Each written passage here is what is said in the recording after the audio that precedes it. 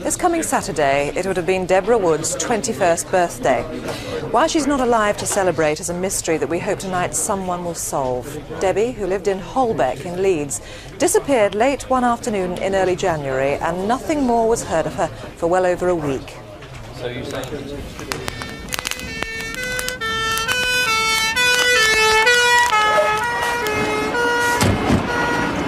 What's real, Andrew?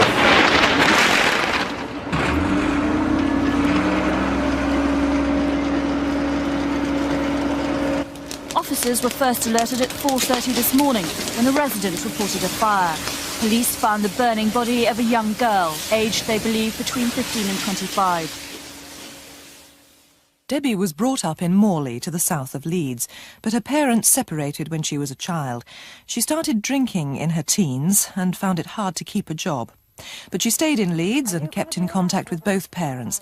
Once a week she met her mum to visit charity shops in Morley. Anyway, I'm nearly 21, you know. Staying at my mate's house for Christmas dinner. Oh, that's good. I tell you what, though, I could really do with some new winter clothes. It's absolutely freezing in that flat. Oh, well, we'll have to see what we can do, won't we? Hey, I like that. Yeah? You think it's my colour? Yeah, do you like it?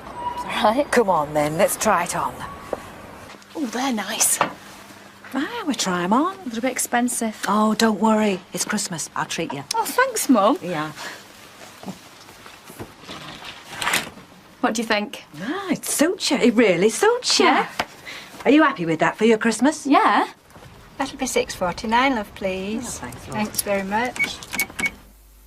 When she left school, she got a job, and then she managed to get a place of her own. She was just chuffed about it. She'd come and go when she wanted. I think she knew quite a lot of people, you know. But she's like me. She'll, if she stood at a bus stop, and she'll just talk to anyone, you know, to get friendly with them. Now police need to trace all Debbie's friends, including two who went to her bedsit in Holbeck shortly before Christmas.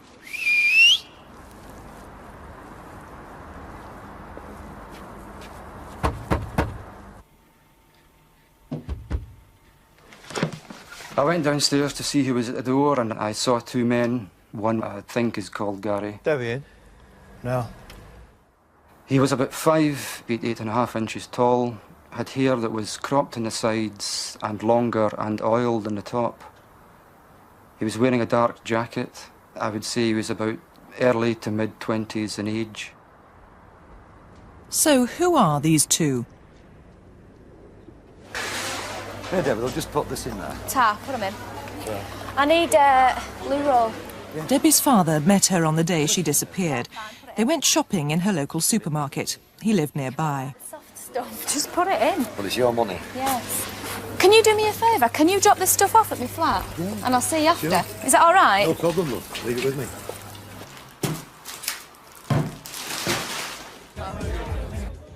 Late that morning, Debbie met her father once again in Big Lil's bar in central Leeds. Oh, I wondered how everybody was.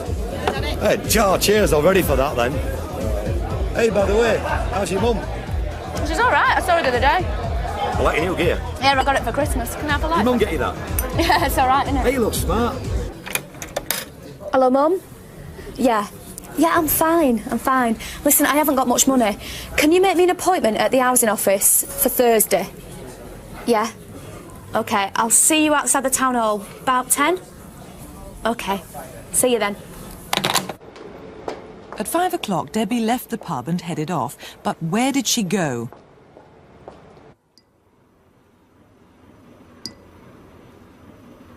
She certainly never went home.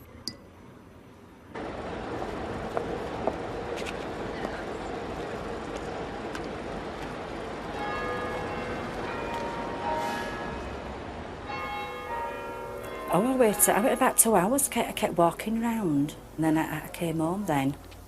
And I thought, well, if she rung me up, I'll tell her off, like, for not meeting me. But I couldn't understand, because when we make arrangements to meet anyway, she always turns up.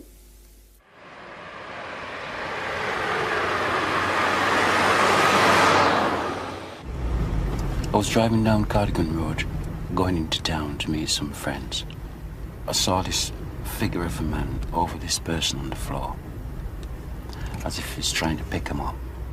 I just thought that it was two mates fighting, you see. So I didn't want to get involved, so I just keep on going. 3.5 hours later, and less than 150 yards away. As I walked down Chapel Lane, I could smell what smelled like a bonfire, and I could hear crackling noises. And as I turned the bend, I could see the fire, and I realised that I should phone the fire brigade. The next day I saw it on the television. They found a decomposed body, badly burnt, down Burley railway station. I know I bought them clothes and it just fits, what little bits what they found on a body. But I just rung up one morning.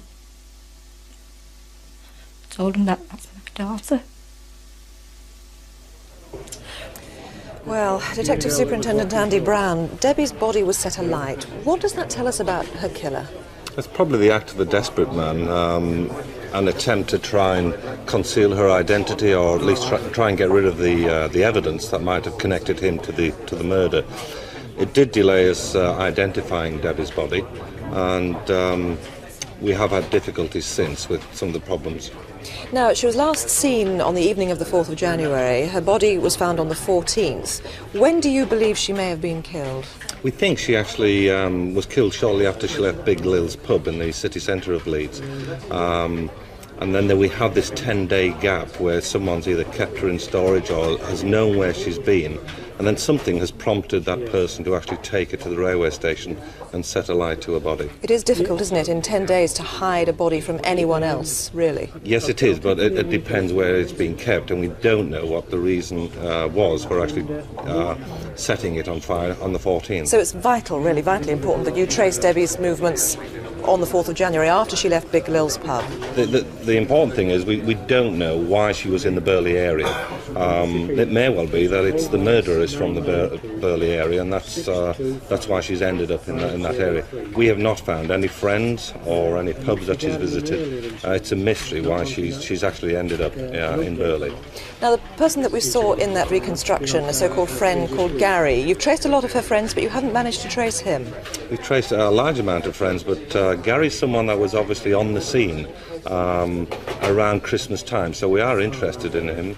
He hasn't come forward. We know that he went to a home in Beverley Terrace. He went with another man on one occasion.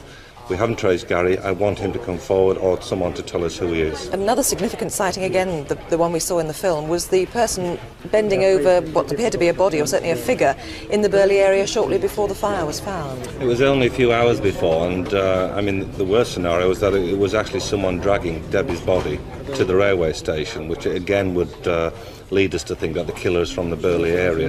There may be an innocent explanation, and if there is, then we need someone to come forward and give us that explanation. Andy Brown, thank you very much indeed. Well, as always, do call us here if you can help. It's vitally important that we catch this person. Remember, it is a free call number, or if the numbers here are busy, as they are at the moment, try the incident room in Leeds. That's a free phone, and that's 0800 318 001. That's 0800 318 001.